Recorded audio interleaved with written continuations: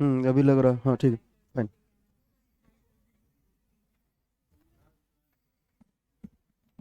क्या लग रहा था आप लोगों को पेपर ज्यादा लेंदी हो गया था? हम्म। टाइम नहीं मिला? मुश्किल नहीं था, टाइम नहीं मिला तो अब देखो, ऐसा तो हो नहीं सकता था कि किरचॉफ्स लॉ में बर्नौलीज थ्योरम सेट कर दिया जाता। किरचॉफ्स लॉ का क्वेश्चन ऐसा ही होता है, बड़ा बड़ा सर्किट होता है तभी तो किरचॉफ्स लॉ लगाया जाता है, नहीं तो फिर तो आसानी से कर लेते। इसलिए किरचॉफ्स लॉ से एक ही प्रॉब्लम आएगा, लेकिन वो प्रॉब्लम थोड़ा बड़ा हो सकता है। बाकी जो प्रीवियस ईयर्स में आए हैं वो बहुत ही छोटा छोटा प्रॉब्लम आया है, तो एक्सपेक्ट कीजिए तब छोटा ही आएगा। अभी किरचॉफ्स लॉ को प्रैक्टिस करना था, इसीलिए उसी हिसाब से क्वेश्चन को सेट किया गया था। चलिए अगला जो बात समझना है वो क्या समझना है कि एक चीज जो हम लोग पढ़े थे, charging and terminal potential difference का जो है डिस्चार्जिंग ऑफ बैटरी। देखो यहां पे क्या बोला जाता है कि सबसे पहले मान लीजिए कि अगर एक केस ऐसा होता है जो जनरल केस होता है, उसमें बैटरी डिस्चार्ज हो रहा होता है, जैसे कि अभी इस माइक में लगा हुआ बैटरी जो है वो क्या हो रहा है, माइक में लगा हुआ बैटरी अभी डिस्चार्ज हो रहा है। तो इस समय ये किसी एक्सटर्नल सर्किट को क्या कर रहा होगा, इस समय किसी एक्सटर्नल सर्किट को ये करंट दे रहा होगा। बैटरी को कब माना जाता है वो डिस्चार्ज हो रहा है, जब उसके पॉजिटिव टर्मिनल से करंट आई निकले, एक्सटर्नल रेजिस्टेंस आर है, बैटरी का इंटरनल रेजिस्टेंस स्मॉल आर है, और ये कैपिटल ई इसका ईएमएफ है। तो मान लो बैटरी के टर्मिनल का मतलब हमेशा बोला गया है कि बैटरी के टर्मिनल का मतलब है कि ये पॉइंट ए और ये पॉइंट बी, ये पूरा का पूरा बैटरी है। इंटरनल रेजिस्टेंस कभी बैटरी के बाहर नहीं होता है। तो अब यहां पे देखिए, तो यहां पे आप तो याद करके रखे ही हो कि V equal to E minus I R होता है। ये बात को मैं चाहूं तो अपने लीनियर सर्किट के डेफिनेशन से इसको बता भी सकता हूं। जैसे कि यहां पे देखिए, यहां से मैंने शुरू किया तो पहला पॉइंट था VA, अगला वाले पॉइंट में एक बैटरी मिला, पॉजिटिव से निगेटिव टर्मिनल जा रहे हैं माइनस ई। फिर उसके बाद देखो करंट के उल्टा दिशा में रजिस्टर आया है ना, कि करंट आई ऐसे गया है तो इधर ऐसे आ रहा होगा। तो plus I R equal to किसके बराबर हो जाएगा, plus I R equal to, अगर इसका वैल्यू देखिएगा तो ये होना चाहिए, पॉइंट बी पे पहुंच गए तो भी बी। उस समय बोला गया था किरचॉफ्स लॉ से डेराइव किया जाएगा इसको, वैसे टर्मिनल पोटेंशियल डिफरेंस आप पहले ही पढ़ लिए थे। तो V A minus V B, इसका वैल्यू देखिए तो ई उधर जाके पॉजिटिव हुआ, आई आर निगेटिव हुआ, यही तो है potential difference across the terminal of battery. तो जब बैटरी डिस्चार्ज हो रहा होगा उस समय का जो टर्मिनल पोटेंशियल डिफरेंस होगा वो ई माइनस आई आर इसके बराबर होगा। अब ऐसा हो सकता है कि इसी बैटरी को चार्ज किया जा सकता है, तो जब जब बैटरी चार्ज हो रहा होता है उस समय बैटरी बाहर से करंट रिसीव करता है। जैसे कि अभी जिन डिस्चार्ज हो चुके बैटरी को लेके अभी चार्जर में लगाने जाना है, तो वो जो सर्किट बाहर वाला है वहां से करंट ले रहा है। तो इस केस में अगर देखिएगा तो यहां पे अगर आप लगाते हैं फिर से किरचॉफ्स लॉ, तो ये आई ऐसा है, तो यहां पे देखो ये वाला पॉइंट आपका ए वाला पॉइंट है, अगेन ये वाला पॉइंट बी वाला पॉइंट है। तो यहां से फॉर्मूला अगर आपको याद रखना है तो चार्जिंग के केस में terminal potential difference E plus I R होता है कि यहाँ पे जो बैटरी है वो चार्ज हो रहा है। ये आया कैसे, तो फिर से किरचॉफ्स लॉ लगा दो, ए से आपने चलना शुरू किया तो वी ए आपका पहला पॉइंट था, दूसरा वाला पॉइंट जो है वो बैटरी मिला है ई ई एम एफ का, तो पोटेंशियल गिरा है तो ई एम एफ का। इस बार तो करंट सीधे सीधे जा रहा है रास्ते में, तो minus I R equal to V B को इधर लाइए, V A minus V B, battery के टर्मिनल्स के बीच का पोटेंशियल डिफरेंस इस बार देखिए ई प्लस आई आर हुआ है। तो ऐसे केस में जो टर्मिनल पोटेंशियल डिफरेंस होगा, तो बैटरी, ये आपको ध्यान रखना है कि एक बार नीट में पूछा गया था जिसमें कार का बैटरी जो है उसको चार्ज किया जा रहा था। तो हमेशा से हम लोगों को याद रहा है क्या, हमेशा से हम लोगों को याद रहा है कि E माइनस आई आर होता है। उसी फॉर्मूला में बस एक बात करना था क्या, उसी फॉर्मूला में इस बार प्लस का यूज करना था, क्योंकि यहाँ पे जो बैटरी है वो क्या हो रहा है उस बैटरी का, तो उस बैटरी का यहाँ पे चार्जिंग हो रहा है। तो ये बात ध्यान रखिएगा जो भी प्रॉब्लम हो कि चार्जिंग अगर वर्ड हो रहा है या battery is receiving current word use हो रहा है तो वहां पे आपको ये वाला फॉर्मूला ऐसे लगाना चाहिए। चलिए इसके ऊपर एक क्वेश्चन भी देख लीजिए, हटाया जाए इसको। क्या बोला जा रहा है कि a car battery of 12 volt EMF is receiving current of 3 ampere from an external dynamo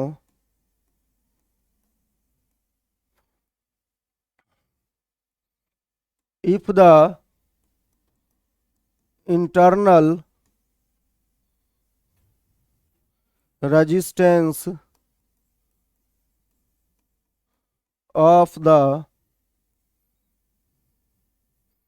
battery is 1 ohm, then the potential तब क्या रहने वाला है, potential difference across the terminals of the battery. तो बहुत ही आसान है, पहला बोला जा रहा है 9 वोल्ट, दूसरा बोला जा रहा है 12 वोल्ट, तीसरा बोला जा रहा है 15 वोल्ट, सबसे लास्ट बोला जा रहा है 18 वोल्ट। तो क्या होना चाहिए, देखिए यहाँ पे जितना भी कार वगैरह में जो बैटरी होता है वहां पे एक अरेंजमेंट रहता है जनरेटर का, तो उस जनरेटर के मदद से क्या होता है कि करंट को प्रोड्यूस किया जाता है। वो जो करंट प्रोड्यूस होता है उस करंट से बैटरी को चार्ज कर लिया जाता है कि भविष्य में कभी जरूरत पड़ेगा तो क्या करेगा, इस बैटरी से करंट लिया जाएगा। तो ये इस तरीके से ऐसा आ गया। अब यहाँ पे देखिए हम लोग ऑलरेडी जानते हैं कि अगर बाहर से रिसीव कर रहा है या बैटरी का चार्जिंग हो रहा है तो ऐसे केस में जो टर्मिनल पोटेंशियल डिफरेंस होना चाहिए वो E प्लस आई आर इसके बराबर होना चाहिए। तो सिंपल सा बात है, E बोला है 12, I है 3 और R का वैल्यू है किसके बराबर, R का वैल्यू है 1 ओम के बराबर। तो यहाँ पे जो पोटेंशियल डिफरेंस होना चाहिए 15 वोल्ट। ऐसे सामान्य रूप से लोग हमेशा E माइनस आई आर लिख के रखते हैं तो इसको मार देंगे, लेकिन ये गलत है। जो सही आंसर है वो कौन सा होना चाहिए, सही आंसर होना चाहिए 15 वोल्ट के बराबर। कार वगैरह में बैटरी का रहना बहुत जरूरी है। बैटरी का देखो दो काम होता है, एक काम होता है कि जो कार वगैरह का बाइक का इंजन होता है वो लोग सेल्फ स्टार्टिंग नहीं होता है, तो ऐसे बोलते हैं बाइक में तो सेल्फ होता है। तो सेल्फ जो होता है, सेल्फ हमेशा किससे कनेक्टेड होता है, मोटर से कनेक्टेड होता है। तो मोटर को चलाने के लिए बैटरी की जरूरत पड़ेगी शुरुआत में। तो शुरुआत में जब कार को स्टार्ट करना है, अगर बैटरी खराब हो गया है तो सेल्फ काम नहीं करेगा, इसीलिए बाइक वगैरह में किक होता है, लेकिन कार के इंजन को किक मार के स्टार्ट नहीं किया जा सकता। वहां पे बैटरी का होना और बैटरी का चार्ज होना बहुत ही कंपलसरी है। चलिए तो आगे बढ़ा जाए। आगे जो हम लोग को अगला बात पढ़ना है वो पढ़ना है जो असली यूज है इलेक्ट्रिसिटी का, उसके बारे में। तो पावर एंड एनर्जी किस में, power and energy in electrical circuit की, इलेक्ट्रिकल सर्किट में पावर और एनर्जी क्या होता है, इन इलेक्ट्रिकल सर्किट। तो पावर जो इलेक्ट्रिक सर्किट में सबसे पहला बात जो आता है उसमें बोला जाता है क्या, सबसे पहला बात बोला जाता है जूल का एक नियम होता है, उसको बोला जाता है जूल्स लॉ ऑफ हीटिंग। कि मान लीजिए अगर किसी भी रजिस्टर में क्या किया जा रहा है, किसी भी रजिस्टर में अगर करंट को सप्लाई किया जा रहा है, मान लीजिए अगर कोई आर नाम का रजिस्टर है, इसमें करंट को सप्लाई किया जा रहा है, जो आई नाम का करंट है, तो इसके कारण क्या होगा, इसमें हीट का प्रोड्यूस होगा, इसमें हीटिंग होगा। इसी को हम लोग हीटिंग इफेक्ट ऑफ करंट भी बोलते हैं। कि हीटिंग इफेक्ट ऑफ करंट में क्या है कि जिस किसी कंपोनेंट से करंट पास होगा, वो जो एनर्जी को कंज्यूम कर रहा होगा वो कंटिन्यूअसली हीट में बदल रहा होगा। तो इस रजिस्टर में प्रोड्यूस होने वाला हीट जो है, कि हीट कितना प्रोड्यूस होगा, वो बोला गया कि करंट के स्क्वायर पे डिपेंड करेगा, कि इतना हीट जो है वो प्रोड्यूस हो रहा होगा यहाँ पे।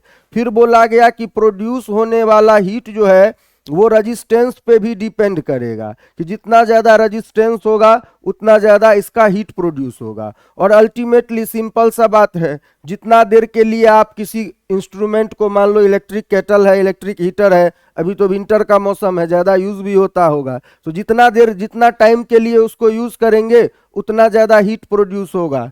इन सबको मिला के एक सिंगल फॉर्म में ले गया आया गया, तो फेमस फॉर्मूला होता है H equal to I square R T, इसके बराबर। अब देखिए, इसी को ही बहुत सारे फॉर्म में लिखा जा सकता है, इसी को बहुत सारे फॉर्म में लिखा जा सकता है कि आई स्क्वायर आर में देखिए, तो आई इंटू आर को अगर अलग कर दीजिए तो एक और आई बचेगा, तो ये टी हो गया। तो H इक्वल टू क्या आ गया, तो H इक्वल टू आ गया वी आई टी। तो ये भी तो उसी का एक फॉर्म है, चाहे आई स्क्वायर आर टी बोले या वी आई टी बोले। भी को या फिर आई को एक बार और लिख सकते हैं किसके बराबर, v बाई आर के बराबर। तो H equal to V square by R into T, ये भी क्या हो गया, ये भी आपका प्रोड्यूस होने वाला हीट का ही फॉर्मूला हो गया, कि प्रोड्यूस होने वाला हीट कितना होगा, प्रोड्यूस होने वाला हीट ये अलग अलग फॉर्म में ऐसा होगा। तो इस पे बहुत ही सिंपल सिंपल क्वेश्चन डायरेक्ट पूछता है, करंट को डबल कर दिया, इसको ट्रिपल कर दिया, रेजिस्टेंस बढ़ गया, तो क्या होने वाला है। तो चलिए इसके ऊपर एक आध क्वेश्चन करते हैं, फिर देखेंगे पावर का क्वेश्चन कैसे आता है। क्या बोला जा रहा है कि the time it will take to boil water from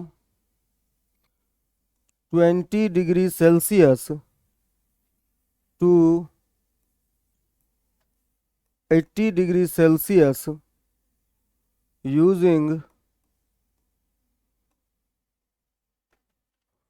220 volt, या एक मिनट रुक जाइए, using 210 volt 4 ampere supply if amount of water present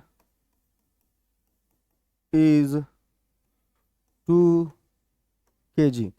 कितना समय लगना है कि इतना पानी को गर्म करना है। तो अभी तो विंटर है, तो रेगुलरली करते होंगे आप लोग भी, कैलकुलेशन नहीं करते हैं, इसे देख के ही पता चल जाता है कितना गर्म हुआ।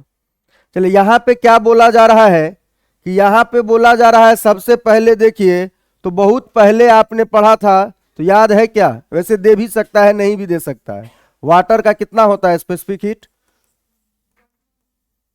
स्पेसिफिक हीट ऑफ वाटर, हाँ 1, अगर वो वाला भी याद है तो बहुत बढ़िया है। 1 कैलोरी भी याद है तो 4.2 जूल में बदल देंगे, तो उसका वैल्यू होता है 4200 जूल पर केजी पर डिग्री सेल्सियस हो या पर केल्विन हो, उससे वहां पे फर्क नहीं पड़ता है। तो उसी को 1 बोला गया था। कैलोरी में अगर याद रखते हैं कि स्पेसिफिक हीट ऑफ वाटर अगर मान लो कैलोरी में याद है कि 1 कैलोरी पर ग्राम पर डिग्री सेल्सियस है, तो 1 कैलोरी होता है 4.2 जूल पर ग्राम पर डिग्री सेल्सियस। जूल को बदलेंगे, ग्राम को बदलेंगे केजी में, तो ऑटोमेटिकली 4200। तो ऐसे याद रखा जा सकता है। एटलीस्ट वाटर का याद होना चाहिए, क्योंकि कैलोरी में 1 के बराबर है, और कैलोरी का डेफिनेशन ही वही है कि अगर इसको हटाने के लिए जितना का आपको जरूरत पड़ेगा वही क्या है, वही कैलोरी है। चलिए अब यहाँ से आगे बढ़ा जाए, तो यहाँ पे देखो सबसे पहले क्या क्या दिया हुआ है। तो हमको गर्म करने के लिए Q अमाउंट ऑफ हीट जो जरूरत होता है, तो आप अपना कैलोरीमेट्री से जानते हैं कि अगर किसी का टेम्परेचर एक सर्टेन अमाउंट से बढ़ाना है तो हीट रिक्वायर्ड Q जो होता है वो ms डेल्टा T होता है। और यहाँ से जो हीट रिक्वायर्ड H होता है उसका बहुत सारा फॉर्मूला है, I स्क्वायर RT है, VIT है, तो यहाँ पे V और I दिया हुआ है, तो यहाँ पे ये वाला फॉर्मूला यूज कर दीजिए कि VIT के बराबर हीट रिक्वायर्ड होगा। अब यहाँ से देखिए तो VI इंटू टी, इधर से हीट आ रहा है और इधर से हीट लेने वाला कौन है, तो पानी को गर्म किया जा रहा है, तो ms डेल्टा T इसके बराबर होना चाहिए। V देखिए बोला गया है 210, I बोला गया है 4 वोल्ट के बराबर है। T का वैल्यू निकाला जाना है कि कितना टाइम लगेगा, M 2 kg है, ये 4200 है, और डेल्टा T का वैल्यू 20 डिग्री से ले जाके कहाँ ले जाना है, 80 डिग्री ले जाना है, तो डेल्टा T कितना के बराबर होगा, 60 के बराबर होगा, तो इसका वैल्यू 60 के बराबर इस तरीके से आ गया। अब यहाँ से देखिएगा तो यहाँ से अगर इसका वैल्यू यहाँ पे देखा जाए तो यहाँ पे T का वैल्यू जो आ जाएगा वो 2 इंटू 4200 इंटू 60 डिवाइडेड बाई क्या होना चाहिए, 210 इंटू 4 इसके बराबर ऐसा आना चाहिए। तो यहाँ पे देखो अभी जो T आएगा तो सब कुछ SI यूनिट में डाले हैं, तो 210 का कितना होना चाहिए, 20 गुना ऐसा होना चाहिए। तो अभी SI यूनिट में डाले हैं तो ये वैल्यू अभी किस में है, अभी ये वैल्यू सेकंड में है, तो सेकंड में मतलब इतना बड़ा वैल्यू सेकंड में क्यों लिखा जाएगा, उससे बड़ा यूनिट यूज किया जाना चाहिए अगर स्टैंडर्ड चीज यूज कर रहे हैं। तो 2 इंटू 20 इंटू 60 डिवाइडेड बाई 4 तो था ही, और इसको अगर मिनट में बदलना है तो 60 से डिवाइड कर दीजिए, तो अब इस किस में चला गया, मिनट में चला गया, तो कितना हो जाएगा 40 डिवाइडेड बाई 4, तो कितना मिनट में ये काम हो जाएगा, तो 10 मिनट में आपका पानी जो है वो कितना से कितना, जो 20 डिग्री सेल्सियस का पानी है वो चला जाएगा 80 डिग्री सेल्सियस पे। तो कैलोरीमेट्री में जो हीट रिक्वायर्ड है सब कुछ जानते ही हैं, यहाँ से जो हीट का गिवन फॉर्मूला होगा, यहाँ से हीट का गिवन फॉर्मूला होगा VIT, इसके बराबर इसका वैल्यू होना चाहिए। उस तरीके के क्वेश्चन आप बहुत आसानी से कर सकते हैं। करंट को डबल कर दिया गया तो प्रोड्यूस होने वाला हीट 4 गुना हो जाएगा। चलिए क्या क्वेश्चन लिखिए भी एक ठो, क्या बोला जा रहा है कि if an resistor is producing heat H, now the current is doubled and resistance is halved, the heat produced will be।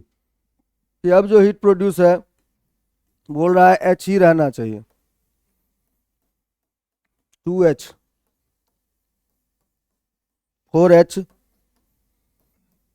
8H, कौन सा आ रहा है, तो ऑप्शन बी इज करेक्ट। तो सब सिंपल बात है, इस तरीके के भी क्वेश्चंस पूछे गए हैं बहुत सारे एग्जाम में। तो यहाँ पे देखिए सिंपल सा बात है, सिचुएशन 1 जो है उसमें क्या है, सिचुएशन 1 में जो है वहां पे है कि H इक्वल टू किसके बराबर, तो I square R into T इसके बराबर होगा कि इतना हीट प्रोड्यूस हो रहा है किसी टाइम में। फिर यहाँ पे देखिए अगर पार्ट 2 में देखिएगा तो पार्ट 2 में क्या बोला जा रहा है, तो पार्ट 2 में बोला जा रहा है कि H डैश जो होना चाहिए, तो करंट को डबल कर दिया गया तो 2I का स्क्वायर, रेजिस्टेंस को आधा कर दिया गया तो R/2 इंटू उतना ही टाइम में कितना हीट प्रोड्यूस करेगा T। तो यहाँ से देखिए तो 2 का स्क्वायर 4 डिवाइडेड बाई 2, तो यहाँ पे ओवरऑल 4/2 बाहर निकल गया, अभी भी I स्क्वायर RT बचा हुआ है, 2 टाइम्स I स्क्वायर RT बच गया, तो कितना हीट प्रोड्यूस होगा, अब की बार 2H हीट प्रोड्यूस होगा। तो सही बात कौन सा है, तो सही बात इसके बराबर है। तो ये इस तरीके से हीट के बेस्ड पे है कि हीट कितना प्रोड्यूस हुआ। इसके ऊपर जैसे अभी तो फ्यूज थोड़ा देर में और देखेंगे तो बहुत सारे अप्लायंसेज हैं जो इसके ऊपर काम करते हैं कि अप्लायंसेज ऑन हीटिंग इफेक्ट, कि हीटिंग इफेक्ट पे काम करने वाला अप्लायंसेज में, जैसे कि फॉर एग्जांपल आपका सबसे बड़ा पहला एग्जांपल अभी के ज़माने में ख़त्म हो गया है कि अब तो एलईडी बल्ब आ गया है, पहले के अभी भी रहता है, ऐसा बात नहीं है। फिलामेंट ऑफ बल्ब, कि बल्ब का जो फिलामेंट होता था, येलो वाला जो बल्ब आप देखते होंगे कि उसका थ्रेड जैसा फिलामेंट होता था, तो वो पहले ज़्यादा यूज में था। अभी तो पहले फिलामेंट के बाद पहले आया था CFL लाइट चलता था, CFL के बाद अभी LED आ गया है। तो फिलामेंट ऑफ बल्ब हो गया। आपका रूम हीटर है वो भी करता है इसी पे काम, जो केटल वगैरह है वो भी करता है इसी पे काम। जो इसका अभी भी प्रोमिनेंट एप्लीकेशन है, जो सभी जगह अभी भी यूज होता है, वो फ्यूज जो होता है इलेक्ट्रिक सर्किट में, तो फ्यूज आज भी किस पे काम करता है, हीटिंग इफेक्ट पे ही काम करता है। ऐसे बहुत सारे इंस्ट्रूमेंट आपको दिख जाएंगे, गीजर है, अन्य भी कितने इंस्ट्रूमेंट होंगे जो क्या काम करते हैं, हीटिंग इफेक्ट पे काम करते हैं। चलिए आगे बढ़ा जाए। फ्यूज को इसको बोल सकते हैं, पूछा जाता है, बहुत सारे का नाम दे देगा, बोलेगा इसमें से कौन सा सर्किट प्रोटेक्शन डिवाइस है। तो ये क्या है, फ्यूज क्या है, सर्किट प्रोटेक्शन डिवाइस या सर्किट प्रोटेक्शन अरेंजमेंट है, जिसमें मान लो हीटिंग होता है, अगर current excess amount of current आता है तो फ्यूज पिघल जाएगा। तो फ्यूज पिघल जाएगा तो उसकी वजह से क्या होगा, उसकी वजह से आपका सर्किट जो है वो बचा रहेगा, फ्यूज सर्किट को ब्रेक कर देगा। चलिए आगे बढ़ा जाए। चलिए अब अगला बात जो है वो है कि देखो, या तो कोई डिवाइस पावर को कंज्यूम कर सकता है। दो तरह के लोग होते हैं सर्किट में, दो तरह के लोग में मतलब क्या होते हैं, दो तरह के लोग में हो सकते हैं कि कोई ऐसा व्यक्ति हो सकता है जो पावर को कंज्यूम करे। जैसे ऐसे मान लो हम लोग बोलते हैं कि रजिस्टर है, रजिस्टर सच में है क्या, अगर मान लीजिए ये एक ट्यूब लाइट है तो इसके पास कुछ ना कुछ रजिस्टेंस है। सर्किट में प्रैक्टिकली ये भी एक रजिस्टर है, सर्किट में प्रैक्टिकली जितना भी लोड है सबके सब क्या कर हैं, एक रजिस्टर ही है। तो कोई पावर कंज्यूम कर सकता है, उसी तरीके से कोई पावर प्रोड्यूस कर सकता है, कि किसी के पास वो भी क्षमता है जो पावर प्रोड्यूस कर सकता है। तो पावर प्रोड्यूस करने वाला हमारे सर्किट में तो एक ही एलिमेंट हो सकता है, वो हो सकता है बैटरी। बाकी हम लोगों का जो प्रैक्टिकल सर्किट है, जो घरों का एसी सर्किट है, उसमें तो कंज्यूम तो पावर स्टेशन में होता है। यहां तो बस हमेशा क्या कर रहे हैं, कंज्यूम ही कर रहे हैं, कि प्रोड्यूस पहले से होके आया है। तो कोई सा भी एलिमेंट जो पावर प्रोड्यूस कर रहा है उसके लिए भी और पावर कंज्यूम कर रहा है उसके लिए भी power equal to V into I इसके बराबर होता है।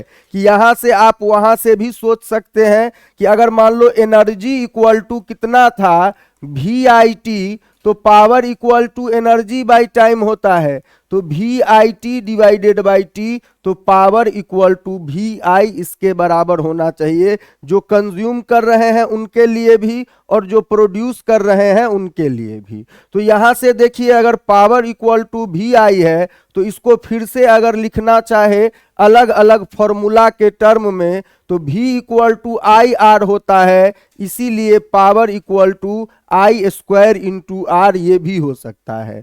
और I equal to V by R होता है, तो power equal to V square by R ये भी हो सकता है। तो ये सभी क्या है, ये सभी पावर का ही फॉर्मूला है कि पावर कंज्यूम जो होगा वो किसी भी एलिमेंट के द्वारा जो कंज्यूम होने वाला पावर है वो उसका फॉर्मूला ऐसे रहने वाला है। यहाँ पे इतना ही रिक्वायर्ड है, बाद में एक रेटिंग ऑफ बल्ब पढ़ेंगे, उसमें थोड़ा सा एक दो पॉइंट आएगा और इसी आधार पे आपको बहुत सारा क्वेश्चन दिख जाएगा। इससे ज्यादा जरूरत कुछ नहीं है। P इक्वल टू VI, अगर ये आपको याद है सारा प्रॉब्लम, बाकी सर्किट का नॉलेज चाहिए और यहाँ पे कुछ भी एडिशनल नॉलेज नहीं चाहिए। तो चलिए क्या बोला जा रहा है कि if two resistors of resistance 100 ohm and 200 ohm are in parallel,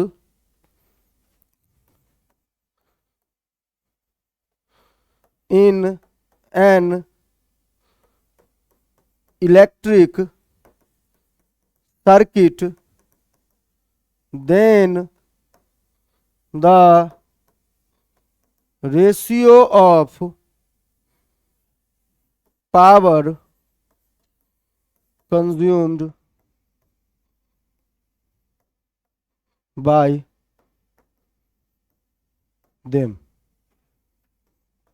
पहला बोल रहा है 1:2, दूसरा बोल रहा है 2:1, तीसरा बोल रहा है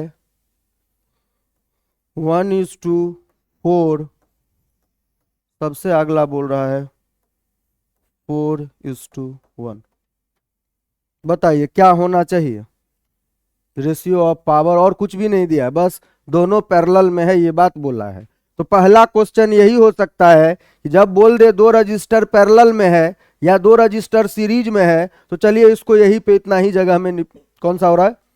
ऑप्शन बी इज करेक्ट। तो देखिए यहां पे सबसे पहला बात क्या बोला जा रहा है कि दो लोग हैं और दोनों पैरेलल में मौजूद है, तो R1 एंड R2 ऐसे हैं। तो देखो आपको खुद सोचना है कि जब हम पैरेलल में कंपेयर कर रहे हो तो पैरेलल में क्या समान होता है? पैरेलल में वोल्टेज समान होता है कि V1 इक्वल टू V के बराबर, की पॉइंट तो यही है, और V2 इक्वल टू V के बराबर, पॉइंट तो यही है, एक ही पॉइंट है, पैरेलल का फीचर ही यही होता है।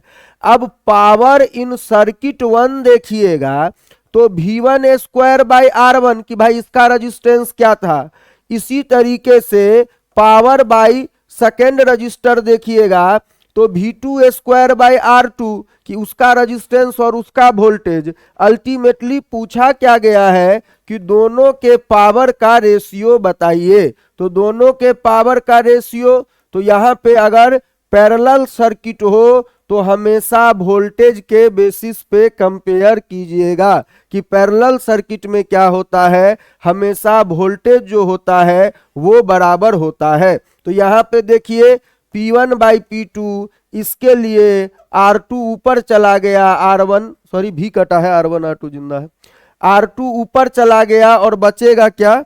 R1 नीचे में, और यहाँ पे भी दोनों जगह बराबर था। R2 का वैल्यू देखिए 200 है, R1 का वैल्यू 100 है। इसका रेशियो क्या आ गया? 2:1 के बराबर रेशियो आ गया कि हमेशा 2:1 के रेशियो में। तो ये आपको हमेशा याद रखना है कि पैरेलल सर्किट हो अगर और कंपैरिजन करना हो दो लोगों में कौन ज्यादा, अगर हीट का भी रेशियो पूछता तो भी तो वही होता कि हीट का वोल्टेज के टर्म में क्या आया था, V²R/T की ratio of heat dissipated in them. तो यहाँ पे V²/R ही होता है। पावर में बस क्या करना है, पावर में टाइम मल्टीप्लाई कर दोगे तो एनर्जी तो मिलता ही है कि एनर्जी इक्वल टू क्या होता है, P/T होता है। इन्हीं सब फॉर्मूला में तो T मल्टीप्लाई करना है कि आपको सभी एनर्जी का फॉर्मूला इसी फॉर्म में आ जाएगा। या फिर हीट पता है, सबको T से डिवाइड कीजिएगा तो पावर का फॉर्मूला इसी फॉर्म में आ जाएगा। तो चलिए अगला क्वेश्चन और भी आसान है, इसका जवाब बताइए, तब आप और क्विकली बोल सकते हैं। If 2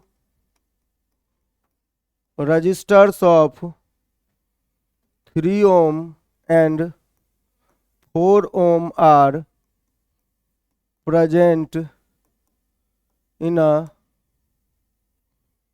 an electric circuit in series, then the rate of heat dissipated by them, कि इनके द्वारा जो हीट डिसिपेट हो रहा है उनका रेट क्या है। पहला बोला जा रहा है 3:4, दूसरा बोला जा रहा है 4:3, तीसरा बोला जा रहा है 9:16, अगला बोला जा रहा है 16:9। बताइए इस बार कौन सा आ रहा?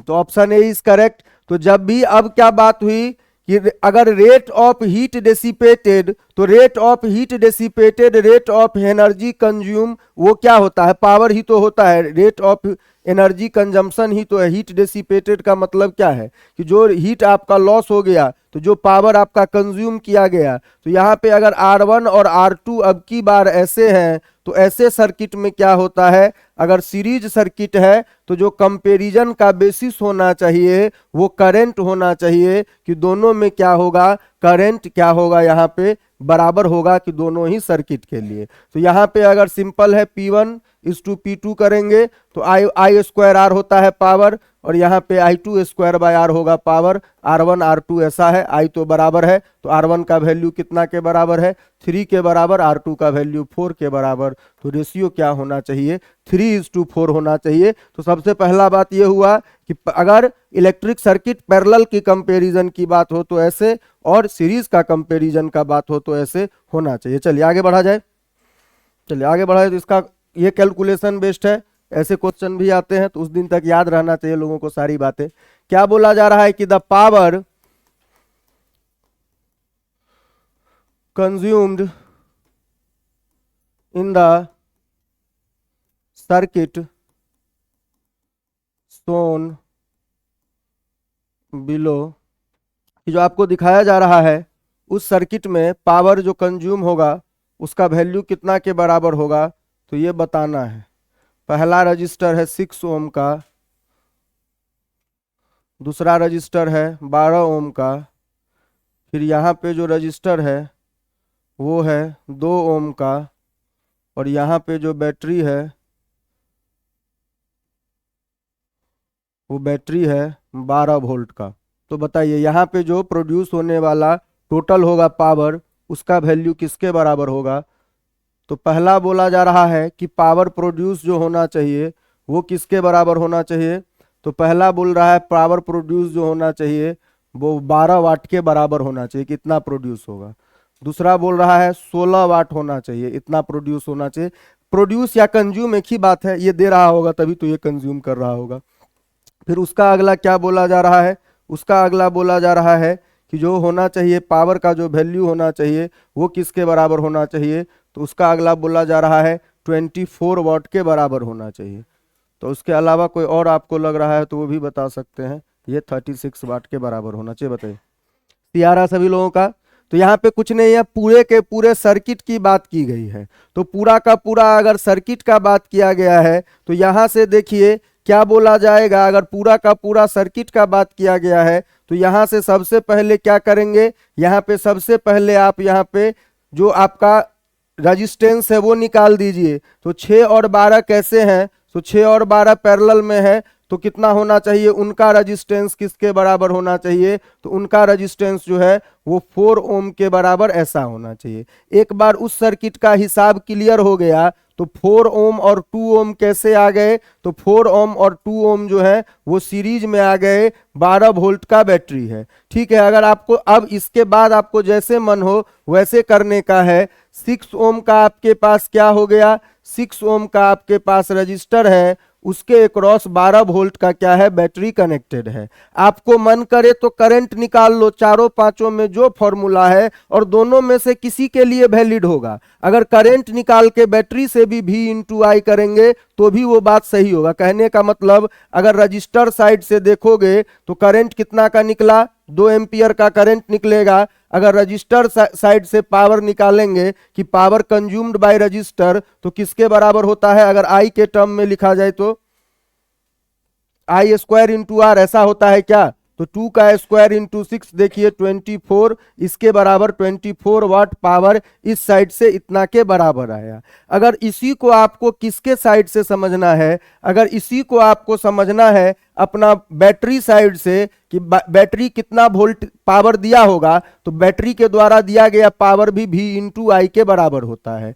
V इंटू आई करेंगे, 12 वोल्ट का बैटरी है, 2 एम्पियर का कितना दे रहा है, करंट दे रहा है। तो देखिए 24 वाट का पावर बैटरी दिया है। सच तो बात है, बैटरी इतना पावर देगा तभी तो रजिस्टर कंज्यूम करेगा, तो एनर्जी तो कंजर्व रहना ही है। तो चाहे बैटरी साइड से दिया गया पावर मतलब पावर प्रोड्यूस या पावर सप्लाई इक्वल टू हमेशा क्या होगा, इस पूरे सर्किट के द्वारा जो पावर कंज्यूम किया गया था उसके बराबर होगा। तो ये सिंपलेस्ट था। चलिए इससे आगे देखा जाए, आगे क्या हो सकता है और possibility.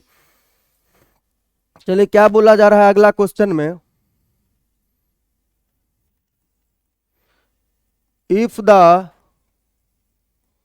Power consumed bye 3 ohm resistor in the circuit is power consumed bye 3 ohm resistance in the circuit, जो बोल रहा है वो बोल रहा है किसके बराबर है, 12 वाट के बराबर है। Then the power consumed by 2 ohm resistor will be. पहले सर्किट देख लीजिए। तो क्या बोला जा रहा है कि सबसे पहले ऐसा देखो, एक 3 ओम का रजिस्टर है, ठीक है। फिर उसके बाद यहाँ पे 2 रजिस्टर हैं, एक 4 ओम का है और एक 2 ओम का है। इस तरीके के क्वेश्चन पूछे जाते हैं पावर से सबसे ज्यादा, कि इसने वो किया तो ये कितना करेगा, इसमें कितना होगा, उसमें वोल्टेज इतना तो इसमें कितना, ये सब बात यहाँ पे पूछा जाता है। तो बोल दिया गया है क्या कि पावर कंज्यूम्ड इसके द्वारा इतना है, तो पावर कंज्यूम्ड इसके द्वारा कितना होना चाहिए। तो पहला बोल रहा है कि पावर कंज्यूम्ड होना चाहिए 1 वाट के बराबर। दूसरा बोल रहा है कि पावर कंज्यूम्ड जो होना चाहिए वो 2 वाट के बराबर होना चाहिए। तीसरा जो बोला जा रहा है कि कंज्यूम किया जाने वाला पावर जो है वो 4 वाट के बराबर होना चाहिए। सबसे लास्ट बोला जा रहा है पावर 8 वाट के बराबर आना चाहिए। तो देखिए ऐसे में कोशिश करना है, यहाँ पे पावर का बहुत बेसिक बात यूज किया जाएगा, फिर से सारा कहानी सीरीज पैरेलल पे ही आएगा। तो यहाँ पे देखो सबसे पहले आपको क्या बोला है कि पावर जो कंज्यूम कर रहा है 3 ओम वाला, तो 3 ओम वाला कितना पावर कंज्यूम कर रहा है, तो 3 ओम वाले के लिए बोला गया है कि पावर कंज्यूम कर रहा है 12 किसके बराबर, 12 वाट के बराबर। इतना का पावर कंज्यूम किया है 3 ओम, ये बात यहाँ पे बोला गया है। तो अगर 3 ओम 12 वाट पावर कंज्यूम किया है तो 3 ओम के थ्रू हम बहुत कुछ निकाल सकते हैं, करंट भी निकाल सकते हैं, वोल्टेज भी निकाल सकते हैं। बट देखिए जब पैरेलल सर्किट में कंपैरिजन हो तो वोल्टेज ज्यादा काम का होता है देन करंट। तो वोल्टेज अगर ज्यादा काम का होता है तो यहां पे देखिए क्या होना चाहिए, we square divided by R3, इसका वैल्यू 12 के बराबर होना चाहिए। तो वी स्क्वायर का वैल्यू देखिए 36 के बराबर, कि 3 का तो मतलब कौन सा option, B for Bombay is correct. अब यहां से देखिए भी का वैल्यू कितना के बराबर आ गया, 6 वोल्ट के बराबर आ गया, बहुत बढ़िया। अब भी का वैल्यू अगर 6 वोल्ट के बराबर आ गया तो इस ब्रांच में अगर आप करंट निकालना चाहे तो पहले भी निकाल सकते थे, आई स्क्वायर आर करके भी वहां का करंट निकल जाता। बट उस ब्रांच का करंट लेके क्या करेंगे, इस ब्रांच में करंट निकालते हैं। तो देखो इस ब्रांच के लिए बस नीचे वाले ब्रांच पे फोकस कीजिएगा। तो इस ब्रांच का कुल रेजिस्टेंस कितना है, तो इस ब्रांच का कुल रेजिस्टेंस 6 ओम के बराबर है। और इस ब्रांच का कुल वोल्टेज तो आप भी इक्वल टू कितना 6 वोल्ट निकाल के रखे ही हुए हो। तो इस ब्रांच में ये दोनों तो सीरीज में है, 1 एम्पियर करंट आएगा। तो आई जो इस ब्रांच में होगा 6 ओम के थ्रू, वही आई 4 में भी होगा। 4 मेरा इंटरेस्ट का रजिस्टर नहीं है, मेरे इंटरेस्ट का रजिस्टर 2 ओम वाला है। तो आई अक्रॉस 2 ओम क्या होना चाहिए कि यहां पे 6 वोल्ट का पोटेंशियल डिफरेंस मिला है 6 ओम के रजिस्टर को। यहां से देखिए जो I का वैल्यू आ गया वो 1 एम्पियर के बराबर आ गया। अब किसी के भी अगर इस सर्किट में मुझे पता चल गया है कि 1 एम्पियर करंट दौड़ रहा है, तो चाहे मुझे पावर कंज्यूम्ड बाय दिस बोले तो I square into R4, power consumed by this बोले तो I स्क्वायर इंटू R2। तो power consumed by 2 ohm resistor कितना होना चाहिए कि अपना 2 ओम का रजिस्टर जो है वो कितना का करंट खा रहा है, तो I अक्रॉस 2 के कितना है स्क्वायर उसका, और 2 का रजिस्टेंस कितना है। तो I का वैल्यू देखिए तो वो तो 1 एम्पियर आया है, 1 का स्क्वायर करेंगे तो भी 1 इंटू रजिस्टेंस पावर अक्रॉस 2 ओम क्या हो गया, तो इसका वैल्यू हो गया 2 वाट के बराबर, कि 2 ओम का रजिस्टर जो है वो 2 वाट के बराबर यहाँ पे पावर कंज्यूम्ड कर रहा होगा। तो इसी तरह के क्वेश्चंस जो हैं वो आपको सर्किट में ज्यादा पूछा जाता है कि यहाँ पे इसका वैल्यू क्या होगा, उसका वैल्यू क्या होगा, ये आपको बताना रहता है। चलिए अगला क्वेश्चन देखा जाए। अगला क्वेश्चन में क्या बोला जा रहा है,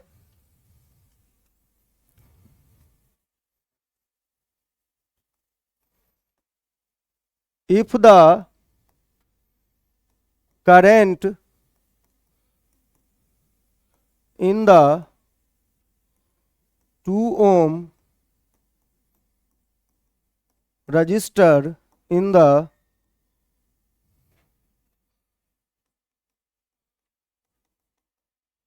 circuit is 3 ampere, then the power consumed by the resistor of the resistance कितना, रजिस्टर ऑफ द रेजिस्टेंस 4 ओम, कि 4 ओम का रजिस्टर कितना पावर कंज्यूम करेगा ये आपको बताना है। देखो तो पिछला क्वेश्चन में भी बैटरी तो था ही नहीं, इस क्वेश्चन में बैटरी है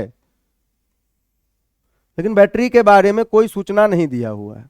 यहाँ पे एक 2 ओम नाम का एक रजिस्टर है, उसके साथ जो है ये 3 ओम नाम का एक रजिस्टर है, उसके बगल में 1 ओम नाम का एक रजिस्टर है, कि इस तरीके का यहाँ पे बात है।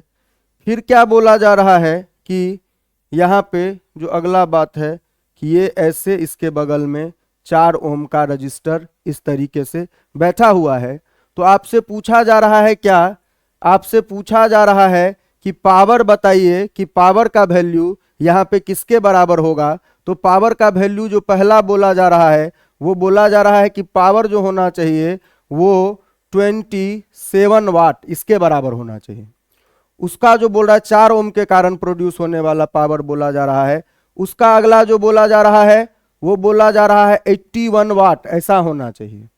उसके बाद जो बोला जा रहा है, उसके बाद बोला जा रहा है 54 वाट ऐसा होना चाहिए। सबसे लास्ट में जो बोला जा रहा है, सबसे लास्ट में बोला जा रहा है कि जो पावर प्रोड्यूस होना चाहिए उसका वैल्यू 48 वाट ऐसा होना चाहिए। कौन सा लग रहा है या कुछ और भी है तो बता सकते हैं। Option B is correct. तो इस तरीके के क्वेश्चन में फोकस सर्किट पे रहना चाहिए कि सर्किट में क्या क्या हो रहा है, किस तरीके से मुझे मिल सकता है। तो इस बार एक ही सूचना मात्र दिया है कि करंट जो है इस ब्रांच में वो किसके बराबर है। तो करंट इस ब्रांच में आपका 3 एम्पियर के बराबर है। देखो यहां से बहुत सारे मेथड है, सर्किट एनालिसिस करने का आपने इतना तरीका सीख लिया है कि आप कोई सा भी तरीका निकाल के टोटल करंट बहुत आसानी से निकाल सकते हो। या तो करंट डिस्ट्रीब्यूशन का लॉ लगाइए, नहीं तो दूसरा नियम तो ऑलवेज आपके पास है कि यहां का पोटेंशियल डिफरेंस कितना के बराबर होगा, तो 6 वोल्ट के बराबर होगा। तो इस ब्रांच का करंट सीधे निकल जाएगा कि 6 वोल्ट का पोटेंशियल डिफरेंस डिवाइडेड बाय 4 ओम का रेजिस्टेंस। या तो ऐसे करो, नहीं तो करंट डिस्ट्रीब्यूशन का अपना नियम क्या बोलता था कि करंट जो ब्रांच 1 में होगा वो किस पे डिपेंड करेगा, तो ब्रांच 2 का कुल रेजिस्टेंस कितना है divided by branch 1 plus branch 2 का रेजिस्टेंस इनटू कितना टोटल करंट जिसका बंटवारा होना है। पहला वाले ब्रांच में कितना करंट है, तो 3 एम्पियर का करंट है, दूसरे वाले ब्रांच का कुल रजिस्टेंस कितना के बराबर है, तो 4 ओम के बराबर। 3 + 1 है तो सीरीज में ही अगल बगल रख देने से बस कंफ्यूज कर रहा है। 4 के बराबर, दोनों ब्रांच को जोड़िएगा तो 3 + 1 4 + 2 6 के बराबर, इनटू हमको नहीं पता कुल करंट कितना था जिसका बंटवारा हो रहा था। यहां से देखिए अगर आई का वैल्यू देखोगे तो 6 × 3 18 के बराबर, डिवाइडेड बाय क्या हो जाएगा 4, तो करंट कितना आ गया, तो आई का वैल्यू आ गया 9/2, कि 9/2 इस सर्किट का कुल करंट था 4.5 एम्पियर के बराबर, जिस 4.5 का एक हिस्सा 3 एम्पियर इस साइड गया होगा और यहां से 1.5 एम्पियर इस साइड। जो दूसरा मेथड बोले हैं वो भी लगा सकते हैं कि पोटेंशियल डिफरेंस दोनों ही ब्रांच में कितना के बराबर होगा, तो पोटेंशियल डिफरेंस 3 × 2 6 वोल्ट के बराबर होगा। तो करंट जो चाहिए, अगर आपको ब्रांच 2 का करंट चाहिए तो ब्रांच 2 के करंट के लिए देखिए आई इन ब्रांच 2, ये जो आ जाएगा 6 डिवाइडेड बाय ब्रांच 2 का रजिस्टेंस 4। तो यहां से भी देखिए कि उसमें तो ऑलरेडी आप जानते थे 3 एम्पियर, फिर से 1.5 एम्पियर ही आ रहा है। अब पावर किसका चाहिए, तो पावर चाहिए आपको 4 ओम वाले का, कि 4 ओम में कितना पावर कंज्यूम होगा, तो पावर जो 4 का होना चाहिए वो कुल करंट 4 से कितना जा रहा होगा इनटू रजिस्टेंस 4 का कितना है। तो कुल करंट 4 का देखिएगा तो I4 का स्क्वायर, तो वो तो दोनों को कंबाइन करके 4 से जा रहा है, तो 9/2 इसका होल स्क्वायर इंटू R4 का वैल्यू 4 के बराबर। तो 9/2 मतलब क्या हो जाएगा 81/4 इंटू 4। यहाँ पे देखिए कंज्यूम्ड होने वाला पावर जो होना चाहिए वो 81 वाट का इतना के बराबर होना चाहिए। तो इस तरीके के क्वेश्चन बहुत बार पूछे गए हैं। तो बस एक नया फॉर्मूला है कि पावर का 2-3 फॉर्मूला है, उसमें से जो आपको समझ में आए वो यूज कीजिए। बाकी पैरेलल सीरीज का ही कॉन्सेप्ट यूज होगा, बाकी सभी जगह तो वही कॉन्सेप्ट यूज हो रहा है और वही हमेशा यूज होगा। चलिए अगला क्वेश्चन देखिए, एक लास्ट स्टेप का करते हैं। क्या बोला जा रहा है कि if the power consumed in the 9 ohm register is 16 watt, then the potential difference across the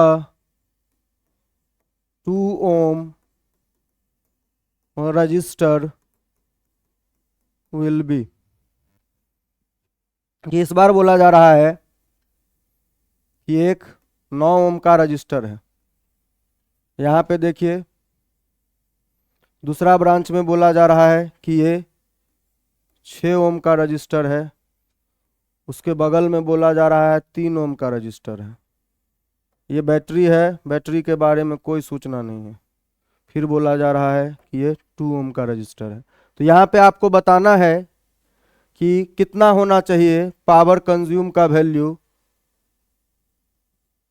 तो पहला बोला जा रहा है कि जो वैल्यू होना चाहिए 2 ओम के अक्रॉस का वोल्टेज बोला है, तो 2 ओम के अक्रॉस का वोल्टेज जो बोला जा रहा है उसका वैल्यू बोला जा रहा है किसके बराबर होना चाहिए।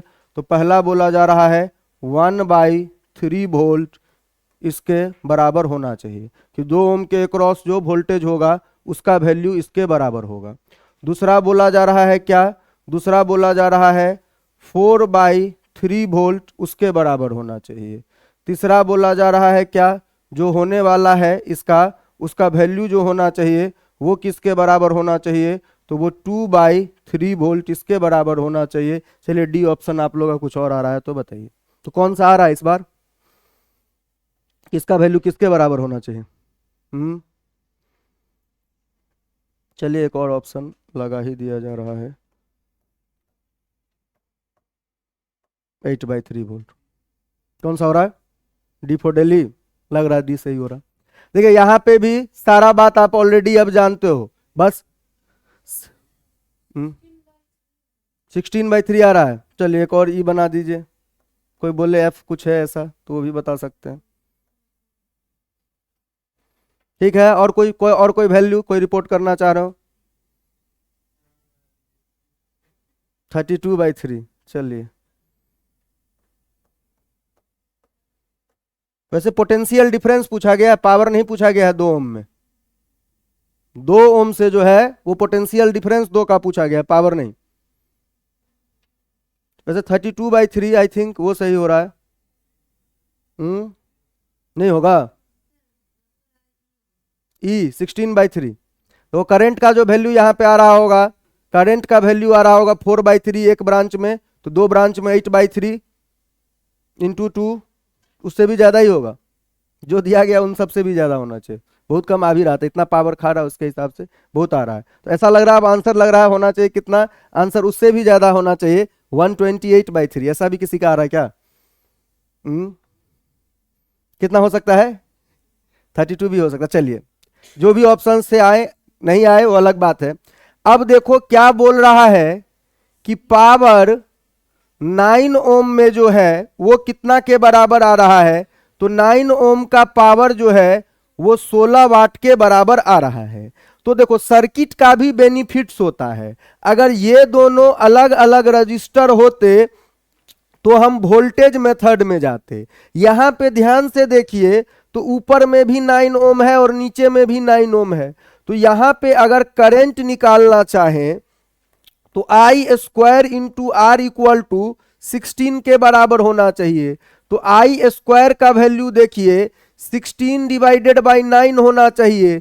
तो आई का वैल्यू कितना आ गया, तो आई का वैल्यू यहां से देखेंगे तो पहला वाले केस में आई का वैल्यू जो आ रहा है वो 4/3 के बराबर आई का वैल्यू आ रहा है। अब इसका वैल्यू आई का वैल्यू अगर 4/3 के बराबर आया है तो कौन से ब्रांच से आपने निकाला है? ये ब्रांच से आपने निकाला है कि आई का वैल्यू 4/3 होना चाहिए। अगर इस ब्रांच में 4/3 आ रहा है तो नीचे वाले ब्रांच में तो दोनों ब्रांच का रेजिस्टेंस तो बराबर है, भले ही ये टुकड़ों में दिया गया है तो ये भी 9 ओम के बराबर ही। तो जब बराबर बराबर के हिस्सेदार हो तो ये तो बात तय ही है कि जितना करंट ऊपर वाला लिया होगा उतना ही करंट नीचे वाला लिया होगा। तो दोनों ब्रांच में बराबर बराबर करंट हो गए। तो दोनों ब्रांच में 4/3 प्लस 4/3 इसका वैल्यू किसके बराबर, तो 8/3 इसके बराबर इसका वैल्यू आ रहा है। तो अगर 8/3 के बराबर आपको क्या पता चला कि 2 ओम वाला जो है तो 2 ओम वाला में करंट कितना आया 8/3 के बराबर। तो वोल्टेज पूछा गया है, पावर नहीं कि आई स्क्वायर इंटू आर करे। वोल्टेज पूछा गया है तो वोल्टेज तो सिंपली आई इंटू आर होता है। आई का वैल्यू कितना के बराबर 8/3 के बराबर, और रजिस्टेंस आर तो दिया ही वही है 2 ओम के बराबर। तो कितना आंसर आया 16/3 वोल्ट। ये जो है ये आपका सही ऑप्शन है। तो करेक्ट ऑप्शन इज 16/3।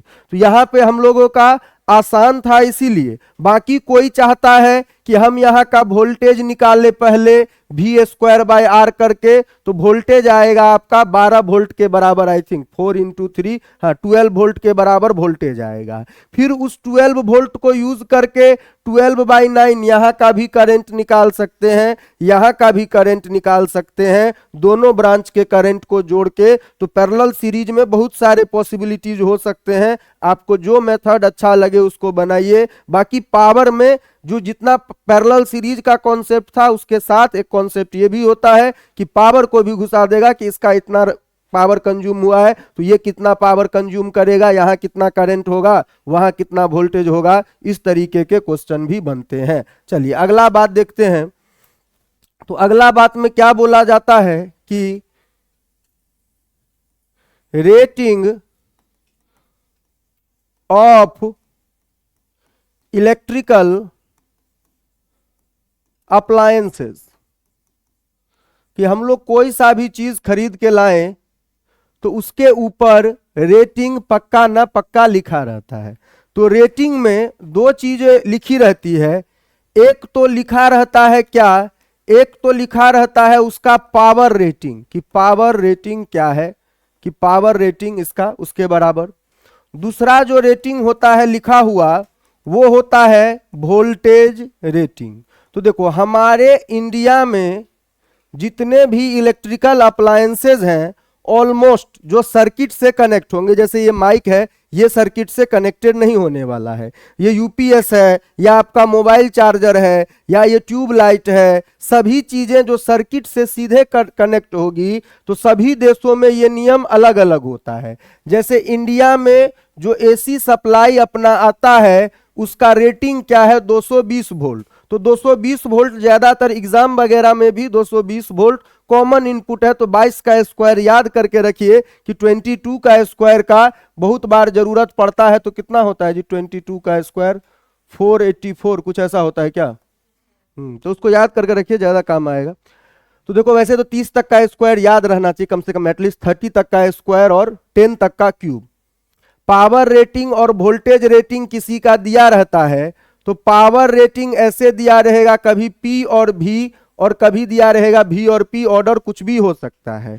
मान लीजिए पावर रेटिंग अगर किसी का दिया हुआ है कि किसी का पावर रेटिंग 100 वाट और 220 कि किसी का पावर रेटिंग 100 वाट और 220 वोल्टेज दिया हुआ है, तो इसका मतलब क्या होता है? इसका मतलब होता है कि दिस अप्लायंस कि ये जो आपका अप्लायंस है वो क्या करने वाला है कि दिस अप्लायंस विल कंज्यूम क्या? This appliance will consume 100 watt of power, कि ये 100 वाट ऑफ पावर कंज्यूम करेगा। Power when supply voltage is क्या? When supply voltage is 220 volt. कि इसका कहने का मतलब ये हुआ कि 100 वाट का जैसे जो पहले येलो वाला बल्ब बोला गया वो 100 वाट के बराबर होता है, और अभी जो नया बल्ब सब आया है एलईडी वगैरह तो बहुत होता है कम वाट का, तो 10 वाट का एलईडी है। तो ये वोल्टेज रेटिंग तो लगभग सभी का वही होता है, क्योंकि कनेक्ट चाहे वो 100 वाट का बल्ब हो चाहे 10 वाट का बल्ब हो, अपने इंडिया में सप्लाई होना है क्या? सप्लाई तो 220 वोल्ट का आइडियली, बट 220 बहुत कम होता है क्योंकि बहुत सारे प्रॉब्लम्स है इलेक्ट्रिक लाइंस में। तो यहाँ पे देखिए इस अप्लायंस के बारे में क्या बोला जाएगा कि दिस अप्लायंस विल कंज्यूम कितना का? ये जो अप्लायंस है वो कंज्यूम करेगा क्या? वो जो अप्लायंस है वो कंज्यूम करेगा, this appliance will consume 10 watt of power, कि 10 वाट पावर ये कंज्यूम करेगा जब सप्लाई कितना है? व्हेन सप्लाई वोल्टेज इज क्या? व्हेन सप्लाई वोल्टेज इज कितना के बराबर? सप्लाई वोल्टेज इज 220 वोल्ट, कि जिसका जो रेटिंग हो, अगर 100 वोल्ट भी कहीं पे रेटिंग है सर्किट का डिस्ट्रीब्यूशन करके तो वो भी इस बात को ओबे करेगा। अब देखो रेटेड पावर से आप क्या निकाल सकते हैं? सबसे पहले आपको जानते हैं कि पावर रेटेड इक्वल टू जो होना चाहिए वो किसके बराबर हुआ? तो वोल्टेज रेटेड का स्क्वायर डिवाइडेड बाय क्या? आर के बराबर, की power equal to V square by R तो होता ही है। तो किसी भी रजिस्टेंस निकालना हो, जैसे मान लो कोई आपको बोले कि भाई एलईडी बल्ब का रेटिंग इतना है, तो रेटिंग को यूज करके सबसे तुरंत जो काम आप कर सकते हो कि वो भी रेटेड की रेटेड भी का स्क्वायर क्या है? डिवाइडेड बाय पावर रेटेड, इसको डिवाइड करके आप क्या निकाल सकते हो? आप निकाल सकते हो उसका क्या? उसका रेजिस्टेंस क्या होने वाला है। पहला चीज आप यहां पे ये निकाल सकते हैं। फिर आप क्या निकाल सकते हो कि कोई भी चीज में जो डैमेज होता है, जो नुकसान होता है, वो इसीलिए होता है कि आई मैक्सिमम जो होना चाहिए कि कितना मैक्सिमम ये करंट ले सकता है। तो P rated equal to V rated into I rated, तो आई मैक्सिमम जो कोई इंस्ट्रूमेंट ले सकता है वो उसका रेटेड पावर क्या है डिवाइडेड बाय उसका वोल्टेज रेटिंग क्या है। इससे ज्यादा अगर करंट हो जाता है तभी कोई इंस्ट्रूमेंट क्या होता है, तभी कोई इंस्ट्रूमेंट जो है वो वहां पे क्या होगा, तभी कोई इंस्ट्रूमेंट फेल कर जाएगा, जिसको हम लोग यूजुअली भाषा में बोलते हैं कि बल्ब फ्यूज हो गया। कि जब कर जो मान लो क्या होगा कि करंट उसमें एक्सीड कर जाएगा जो रेटेड करंट है। मान लो अगर इस तरीके का रेटिंग है तो पावर 100/220 इतना ही इसका कैपेसिटी है, इससे ज्यादा अगर हो जाएगा तो क्या होगा, ये इंस्ट्रूमेंट जो है अपना फ्यूज कर जाएगा। तो रेटेड जो होना चाहिए वो इसी तरीके का रेटिंग होना चाहिए। चलिए इतना ही, यहाँ पे इतना ही रिक्वायर्ड है क्या, यहाँ पे इतना ही कॉन्सेप्ट रिक्वायर्ड है। इसी से आपका जो भी प्रॉब्लम है रेटिंग में, इतना बात समझ गए तो सारा प्रॉब्लम आपका इतना ही बात से समझ हो जाएगा। चलिए क्वेश्चन लिखिए फिर। क्या बोला जा रहा है कि if two bulbs A and B are rated as, कि A का रेटिंग जो है वो है 25 वाट,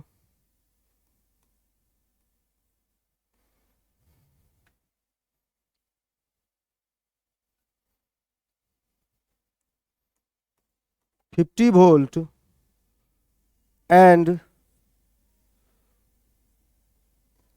बी का जो रेटिंग है वो है 50 watt 100 volt.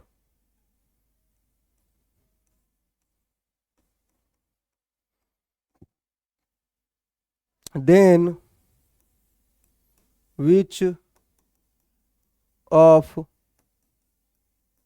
Following is correct, कि कौन सी बात जो है वो इन सभी में से सही हो रहा है।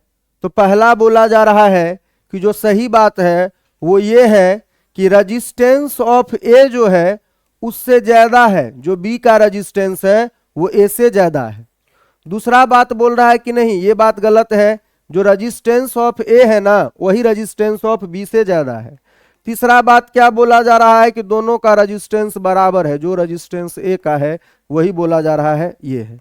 और सबसे लास्ट बोला जा रहा है कि इन रेटिंग के द्वारा हम लोग नहीं कर सकते हैं, कांट बी कंपेयर्ड, कि हमको नहीं पता, सिर्फ रेटिंग देख के हम नहीं बता पाएंगे कि क्या इन दोनों का बात है। ऑप्शन ए आर ए से आर बी बड़ा होना चाहिए, देख के लग रहा है वोल्टेज जिसका रेटिंग डबल है।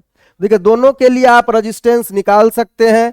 अगर रजिस्टेंस निकालने जाएंगे किसका, बल्ब ए का, तो V square by R equal to होता है किसके बराबर, पावर के बराबर। तो R जो होगा वो किसके बराबर होगा कि A का वोल्टेज रेटिंग क्या है डिवाइडेड A का पावर रेटिंग क्या है, कि V स्क्वायर बाई P करके आप किसी भी इंस्ट्रूमेंट का क्या कर सकते हैं, किसी भी इंस्ट्रूमेंट का रेजिस्टेंस निकाल सकते हैं। ठीक है, अब यहाँ पे देखिए सबसे पहले RA का वैल्यू क्या होगा, तो यहाँ पे देखिए सबसे पहले VA स्क्वायर बाई PA है, तो VA का मतलब किसका स्क्वायर, 50 का स्क्वायर डिवाइडेड बाई 25। तो रजिस्टेंस ऑफ ए जो आया वो किसके बराबर आया, तो रजिस्टेंस ऑफ ए जो आया वो 100 ओम के बराबर आया, 2500 डिवाइडेड बाई कितना आपका 25 के बराबर। सिमिलरली अगर रजिस्टेंस ऑफ बी निकालने के लिए जाएंगे तो रजिस्टेंस ऑफ बी जो होना चाहिए वो किसके बराबर होना चाहिए, तो रजिस्टेंस ऑफ बी जो होना चाहिए वो वोल्टेज रेटिंग बी का क्या है उसका स्क्वायर डिवाइडेड बाय क्या होना चाहिए, डिवाइडेड बाय आपका होना चाहिए कि इसका वैल्यू क्या है, पावर रेटिंग अपना बी वाले इंस्ट्रूमेंट का क्या है, तो पावर रेटिंग जो बी वाले इंस्ट्रूमेंट का होगा उससे डिवाइड करेंगे। तो वोल्टेज रेटिंग देखिए उसका 100 के बराबर है, तो 100 का स्क्वायर। पावर रेटिंग देखिए इसका किसके बराबर है, तो पावर रेटिंग आपका 50 के बराबर है, तो 100 का स्क्वायर मतलब कितना के बराबर हुआ 10,000। 10,000 को अगर 50 से डिवाइड कीजिएगा तो कितना के बराबर आना चाहिए, 200 के बराबर आना चाहिए। क्या कितना होगा जी, 100 इंटू 100, 100 गुने डबल बतना चाहिए, सही है।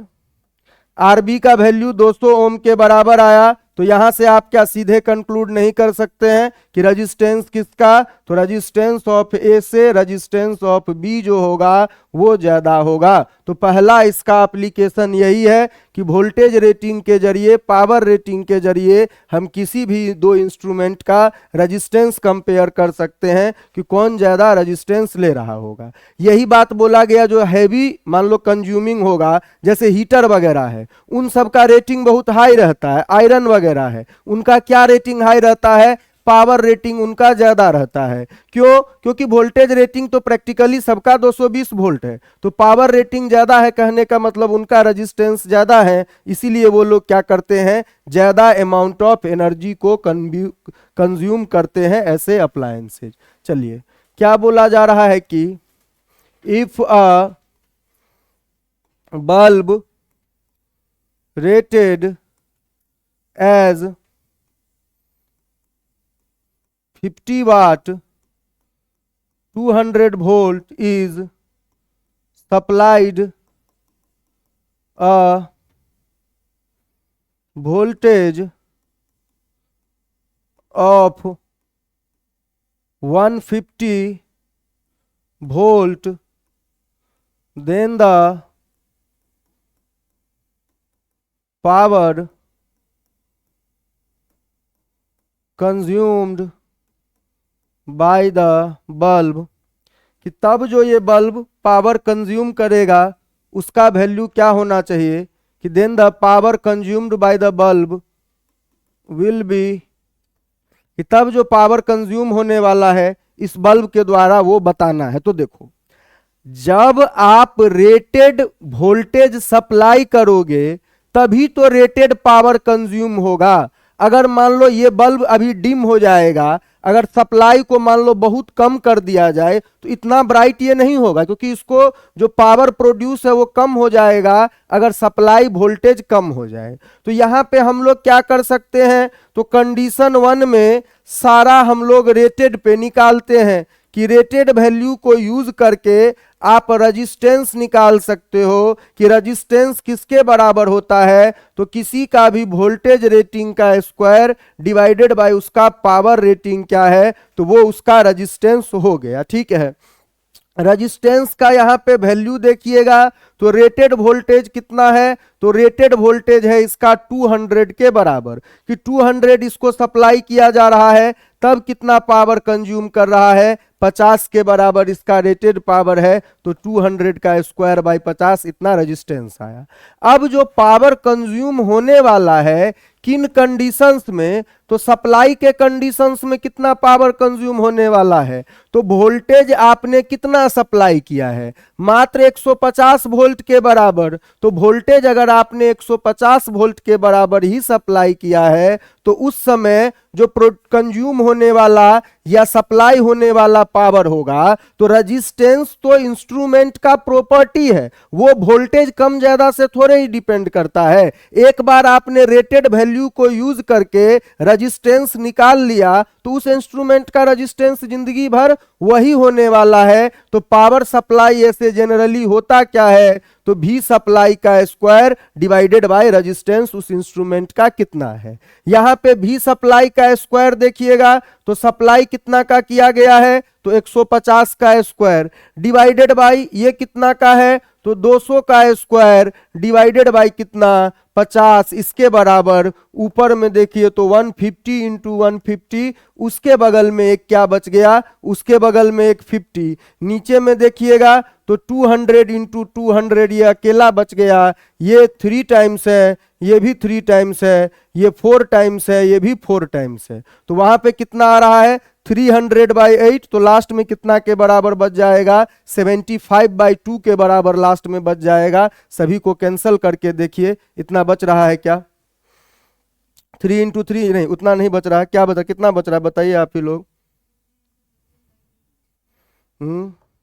450/8 ऐसा बच रहा है क्या, 3 3 9 इंटू 50, तो 450 को आधा करेंगे तो 225, तो कितना बच जाएगा, 225 डिवाइडेड बाई किसके बराबर, 4 के बराबर, इतना बचना चाहिए। तो 225 को अगर 4 से डिवाइड करेंगे तो कितना के बराबर आएगा, तो पावर सप्लाई इक्वल टू जो होना चाहिए, सही हो रहा है, कहीं कैलकुलेशन में कुछ है तो बताइए, 8 होना चाहिए, 4 नहीं होना चाहिए, नहीं तो 57 हो जाएगा, वो पॉसिबल नहीं है भाई। 50 वाट तो 200 पे कर रहा था, कम हो जाएगा तो उसका वैल्यू कम हो जाना चाहिए ना। तो 225 डिवाइडेड बाई 8 करेंगे तो कितना के बराबर आएगा, 28.1 वाट। देखो इतना का ही पावर क्या कर पाया, इतना का ही पावर इस बार सप्लाई हो पाया है। तो यही रेटेड का मतलब हुआ कि जब इतना होगा तब इतना होगा, लेकिन जब उससे कम होगा ना तब क्या होगा, तो जब उससे कम होगा तो डिम हो जाएगा। जब 50 वाट मान लो का बल्ब था, पूरा ग्लो कर रहा था तो बहुत अच्छा लग रहा था। जब पावर सप्लाई कम हो गया तो ग्लोनेस कम हो गया। तो ये वाला बल्ब क्या है, ये वाला बल्ब कम कर रहा है, तो यहां से क्या होगा, ये वाला बल्ब जो कम काम कर रहा है तो ग्लो इसका कम हो जाएगा। इससे ज्यादा हो जाएगा तो क्या होगा, इससे ज्यादा होगा तो फ्यूज ही कर जाएगा। तब तो आप देखोगे मान लो 220 के बजाय, या इसका रेटिंग 200 है तो 200 के बजाय अगर 250 सप्लाई हो जाएगा तो करंट ज्यादा हो जाएगा। तो यहाँ पे मान लो आई मैक्स आप निकाल सकते थे ना, तो यहाँ पे आई मैक्स कितना के बराबर होता, आई मैक्स जो होता यहां से निकालते P/V से। तो यहाँ पे अगर ज्यादा सप्लाई हो जाएगा तो क्या होगा, करंट एक्सीड हो जाएगा। तो कम पे तो अलग बात है, अगर ज्यादा सप्लाई हुआ तब पक्का क्या है, अगर ज्यादा सप्लाई हुआ तब पक्का इसका क्या है, तब पक्का इसको फ्यूज होना ही है, इसमें कोई शक नहीं है। चलिए अगला क्वेश्चन देखिए, कि कम सप्लाई हो तभी बात है।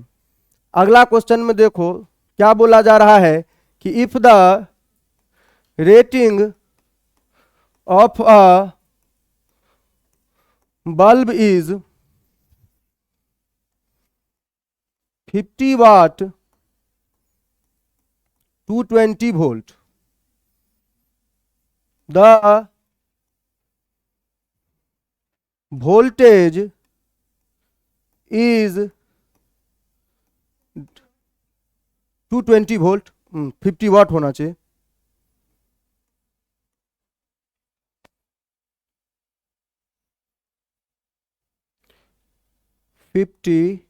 watt 220 volt, the voltage is decreased by 5% from the rated value। तो देखिए जो बात बोला जा रहा है कि इतना दोगे तो इतना कंज्यूम करेगा पावर, उतना आप दे नहीं रहे हो। Voltage is decrease by 5% from the rated value, then the percentage क्या, परसेंटेज इंक्रीज, इंक्रीज नहीं डिक्रीज ही होना चाहिए, पावर कंजम्पशन डिक्रीज हो जाएगा। Then the percentage decrease in the power consumed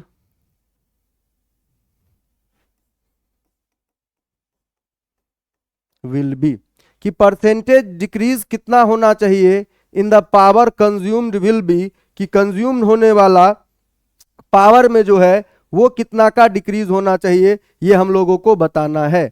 तो देखिए यहां पे क्या बोला जा रहा है कि इन the power consumed will B, पहला बोला जा रहा है कि पावर कंज्यूम में जो डिक्रीज होना चाहिए, वोल्टेज 5% तो पावर भी 5%। अगला बोल रहा है 7.5%, तीसरा बोल रहा है 10%, सबसे लास्ट बोल रहा है 25%। देखिए इस प्रॉब्लम को सॉल्व करने के लिए एक सामान्य जीवन हो सकता है जिसमें लोग इस प्रॉब्लम को सॉल्व करेंगे। कहने का मतलब क्या है, आप यहां से सबसे पहले रेजिस्टेंस निकालेंगे। तो रेजिस्टेंस क्या होना चाहिए, तो वोल्टेज रेटिंग का स्क्वायर कि डी नहीं, डी नहीं होगा। यहां पे देखिए सबसे पहले आप क्या करेंगे कि भाई वोल्टेज रेटिंग कितना था डिवाइडेड बाय पावर रेटिंग कितना था, तो यहां से आपने रेजिस्टेंस को निकाल लिया। उसके बाद आप नया वोल्टेज निकालोगे, तो वोल्टेज सप्लाई इक्वल टू जो होना चाहिए वो भी माइनस कितना से घटा दिया गया है, तो 220 वोल्ट पहले था माइनस डेल्टा भी, तो 220 का कितना घटाया गया है, 220 के लिए देखिएगा तो 220 का जो है वो 5% घटाया गया है। तो 220 इंटू कितना 5/100, तो 220 इंटू 5/100 कितना हो रहा है जी, 209 हो रहा है क्या, करके देखिए। एक जीरो से एक जीरो को काट दो, फिर उसके बाद कितना बचेगा, जो बच रहा है उसको कीजिए। फिर यहाँ पे बचेगा 5, यहाँ पे बचेगा 11, यहाँ से 5 5 कट गया, तो कितना बचा 209, 209 वोल्ट। ये बस ऐसे ही टाइम पास हो रहा है, असली मेथड अभी आएगा। फिर यहाँ पे देखिए, यहां से ये ऐसे निकालेंगे, फिर पावर सप्लाइड जब निकालोगे तो V सप्लाइड डिवाइडेड बाय क्या करोगे, R करोगे। सब कुछ निकाला हुआ है, ठीक है। अब परसेंटेज डिक्रीज निकालना है, तो परसेंटेज डिक्रीज कैसे, पहले रेटेड कितना था, आज कितना है, डिवाइडेड बाय ओरिजिनल कितना था, यहां से निकल जाएगा। ये मेथड करेंगे, कैलकुलेशन होते होते ही आपका बहुत टाइम लग जाएगा। हमको इतना टाइम तक कैलकुलेशन नहीं करना है। हमको यहाँ पे क्या चाहिए, तो हमको यहाँ चाहिए फास्ट रिजल्ट। तो हमको यहाँ चाहिए फास्ट रिजल्ट। तो देखिए अपना रिलेशन क्या होता है, अपना रिलेशन होता है कि V square by R equal to power होता है, ठीक है। या फिर ऐसा बोल सकते हैं कि power equal to V square by R होता है, उसी को वही बात लिखा जा रहा है। तो हम लोगों का एक पुराना मेथड था, आ रहा ना जी पार्ट टेस्ट, कब से है, इस संडे से। तो यूनिट डायमेंशन आ रहा है। तो वहां पे हम लोग क्या बोलते थे कि कोई क्वांटिटी है P नाम का, वो x to the power a, y to the power b और z to the power c पे ऐसे डिपेंड करता है। तो उसको कैसे निकाल सकते थे कि P में जो परसेंटेज चेंज होगा वो पावर कितना है, तो a इंटू क्या लिखते थे, delta x by x, b into delta y by y and c into delta z by z, ऐसा लिखा जाता था। तो यूनिट डायमेंशन में टेस्ट है तो एक्सपेक्ट कीजिए, वैसे मैं सेट नहीं कर रहा हूं बट एक क्वेश्चन तो ऐसा आएगा ही, तो उसको भी ध्यान में रख लीजिए। तो यहाँ पे कौन बदला है, वोल्टेज बदला है। तो वोल्टेज की बदलने की वजह से पावर कितना बदलेगा, तो delta P by P equal to क्या होना चाहिए भाई, इंस्ट्रूमेंट का जो रजिस्टेंस है वो तो जिंदगी भर कांस्टेंट रहना है। तो इंस्ट्रूमेंट का रजिस्टेंस अगर जिंदगी भर कांस्टेंट रहना है, तो जैसे V equal to volume equal to 4/3 pi R cube होता था, तो बोलते थे इसको भूल जाइए, डेल्टा V बाई भी 3 times delta R by R इसके बराबर होता था। ऐसे ही delta V by B 2 times delta V by भी इसके बराबर होना चाहिए। तो वोल्टेज कितना से गिराया गया, अगर वोल्टेज को 5% से गिराया गया है तो जो रेटेड पावर होगा वो कितना से गिर जाएगा, तो वो आपका 10% से गिर जाएगा। यही यहाँ पे कहने का बात था कि वोल्टेज अगर 5% से गिरा है, तो ये वाला मेथड में देखिए कोई कैलकुलेशन नहीं है, कोई अन्य डाटा यूज नहीं कर रहे हैं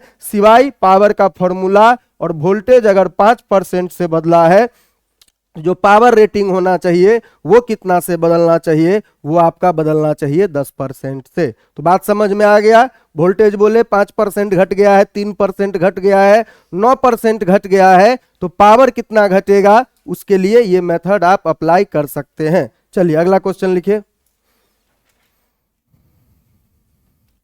अगला क्वेश्चन में क्या बोला जा रहा है कि इफ क्या हो रहा है कि if 500 watt 100 volt bulb is to be used with a 230 volt supply, कि एक जो 500 वाट 100 वोल्ट बल्ब है is to be used with a 230 volt supply, then a series resistance of R is required for the perfect working of the bulb. The value of the series resistance R is, कि R जो हमें चाहिए वो कितना का चाहिए ये हमको बताना है। तो पहला बोल रहा है 20 ओम का R चाहिए, काम हो जाएगा। दूसरा बोल रहा है 26 ओम का चाहिए, काम हो जाएगा। तीसरा बोला जा रहा है 65 ओम का चाहिए, काम हो जाएगा। सबसे लास्ट बोल रहा है 100 ओम का चाहिए, काम हो जाएगा। देखिए, सबसे पहले तो ये एक पैटर्न ऑफ प्रॉब्लम है, इस तरीके का प्रॉब्लम पूछा जाता है। यहां पे देखो समस्या क्या है, सर्किट वगैरह में आगे और देखेंगे तो बल्ब का सिंबल ऐसे बनाया जाता है कि ये एक बल्ब है और इसका परफेक्ट वर्किंग का मतलब, कभी भी परफेक्ट वर्किंग का मतलब हमेशा होता है कि वर्किंग ऑन रेटेड वैल्यू, कि जो इसका रेटेड वैल्यू है उसके ऊपर अगर कोई काम कर रहा है तो उसको बोलेंगे कि भाई ये वाला इंस्ट्रूमेंट जो है वो अपना परफेक्टली काम कर रहा है। अब यहां पे देखिए ये ऐसा बल्ब है, इस बल्ब के बगल में क्या है, तो इस बल्ब के बगल में एक रजिस्टर जो है रेजिस्टेंस R का जरूरत है। क्यों जरूरत है?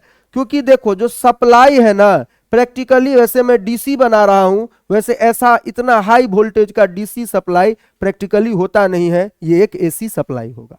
230 वोल्ट का अगर मान लीजिए सप्लाई है, इस बंदा जो बल्ब है उसका रेटिंग कितना है, तो 500 वाट और 100 वोल्ट का रेटिंग है। देखो अगर ये रेजिस्टेंस R बगल में नहीं होगा तो 230 वोल्ट ये अकेला खाएगा तो फ्यूज हो जाएगा, इसका कैपेसिटी ही नहीं है। जिसका कैपेसिटी है 100 वोल्ट उसको कनेक्ट कर रहे हैं 230 वोल्ट के साथ, तो ये पक्का है कि ये पक्का कंफ्यूज ये हो जाएगा, फ्यूज कर जाएगा। तो क्या यहाँ पे अरेंजमेंट यूज किया गया कि इसको पूरा वोल्टेज मत खाने दो। तो मान लो अगर किसी को पूरा वोल्टेज नहीं खाना है, वोल्टेज का बंटवारा होना है, तो ये ऐसे तो बल्ब बना दी है, ये खुद क्या है, ये खुद भी एक रजिस्टर ही है। एक रजिस्टर मान लो अगर 8 वोल्ट से कनेक्टेड है, ये पूरा का पूरा 8 वोल्ट खा रहा होगा। हम चाहते हैं ये 8 वोल्ट पूरा का पूरा ना खाए, तो क्या करेंगे, बगल में एक और रजिस्टर लगा दो और इस रजिस्टर को बोलेंगे थोड़ा तुम खा लो। तो ये मान लो 6 वोल्ट खा लिया तो इसको 2 वोल्ट ही मिला वोल्टेज अपने लिए। तो यही बात यहां पे है कि इस बल्ब का रेटिंग बहुत कम है और सप्लाई का रेटिंग बहुत ज्यादा है। तो इसकी वजह से यहां पे क्या होगा, तो इसकी वजह से यहां पे हम चाहते हैं कि ये अपना 100 वोल्ट ही खाए, बचा हुआ को पार्ट को कौन कंज्यूम करे, तो बचा हुआ पार्ट जो है उसको कंज्यूम करे अपना जो एक सीरीज में रेजिस्टेंस आया है वो।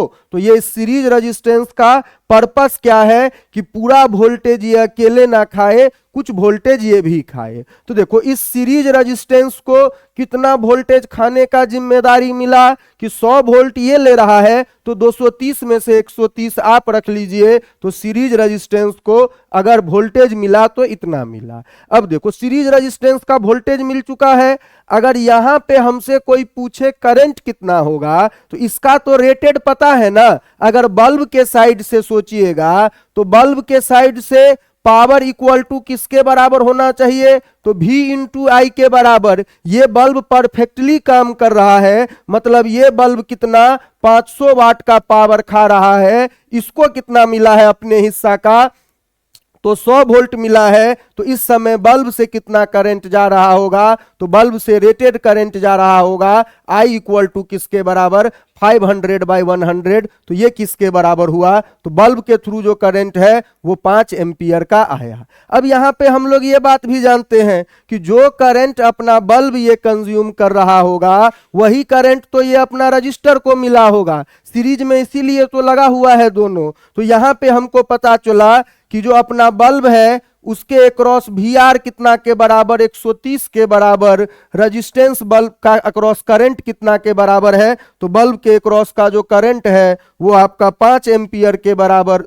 सॉरी जो एक्सटर्नल रेजिस्टेंस है उसके लिए भी 5 एम्पियर ही है। तो यहां से ये इतना के बराबर हुआ, तो R का वैल्यू कितना होगा, तो ये कितना वोल्टेज खाया है डिवाइडेड बाय इसमें कितना करंट है, तो वो वोल्टेज खा रहा है 130, करंट है 5, इसका मतलब उसका रिक्वायर्ड रेजिस्टेंस कितना के बराबर रहा होगा, तो 26 ओम के बराबर रहा होगा। तो ऐसे प्रॉब्लम में जैसा पैटर्न प्रॉब्लम है वैसा ही पैटर्न सॉल्यूशन है कि जो बचा हुआ वोल्टेज हुआ उसका मालिक ये बनेगा। बल्ब से फिर क्या कीजिए, करंट का वैल्यू निकालिए, वही करंट यहां जाएगा। अब आराम से आप बता सकते हैं सीरीज में कितना रेजिस्टेंस रिक्वायर्ड होगा। तो एक क्वेश्चन का जवाब आप लोग देना चाहेंगे।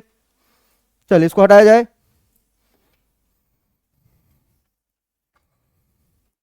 क्वेश्चन में क्या बोला जा रहा है कि if a bulb of rating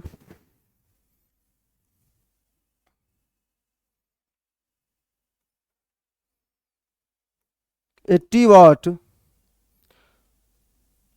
120 volt is to be used with a source of 220 volt, then a series resistance is required for the perfect working of the bulb. Then the value of the series resistance will be, पहला बोला जा रहा है 33 ओम, दूसरा बोला जा रहा है 67 ओम, तीसरा बोला जा रहा है 100 ओम, चौथा चलिए आप लोग के लिए कुछ और आंसर करते हैं तो बताइए।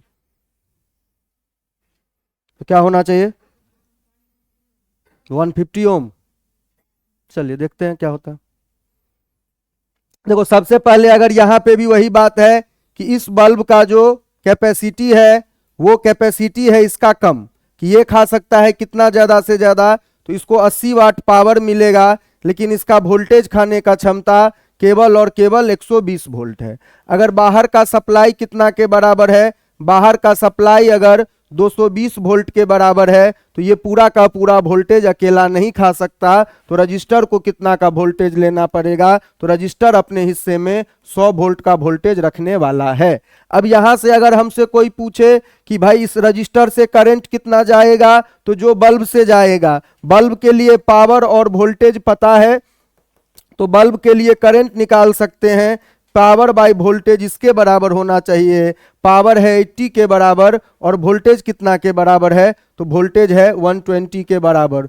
तो इसका वैल्यू देखिए यहां से कितना 4/3 नहीं 2/3 हो रहा है, तो यहां से इसका वैल्यू किसके बराबर आ गया, तो करंट का वैल्यू 2/3 आ गया। अब वोल्टेज यही करंट किस में जाएगा, तो यही करंट तो अपना रजिस्टर में भी जाएगा, तो उसके अक्रॉस भी करंट कितना हो गया 2/3 एम्पियर के बराबर। अब रजिस्टेंस आर का वैल्यू देखेंगे, तो रजिस्टेंस आर का वैल्यू जो होना चाहिए वो V/R इसके बराबर होना चाहिए। V का वैल्यू कितना के बराबर है, तो V का वैल्यू देखिए यहाँ पे 100 वोल्ट खाना है, डिवाइडेड बाय 2 डिवाइडेड बाय 3, तो कितना के बराबर आ रहा है 150 ओम। तो सही आंसर जो है वो 150 ओम का ये खाएगा कितना, इतना का रजिस्टेंस होना चाहिए, तभी जाके इसका जो सिचुएशन रिक्वायर्ड है कि मेरे को 120 वोल्ट मिले वो तभी मिल पाएगा, नहीं तो इसको ज्यादा वोल्टेज मिलेगा और ये फ्यूज कर जाएगा।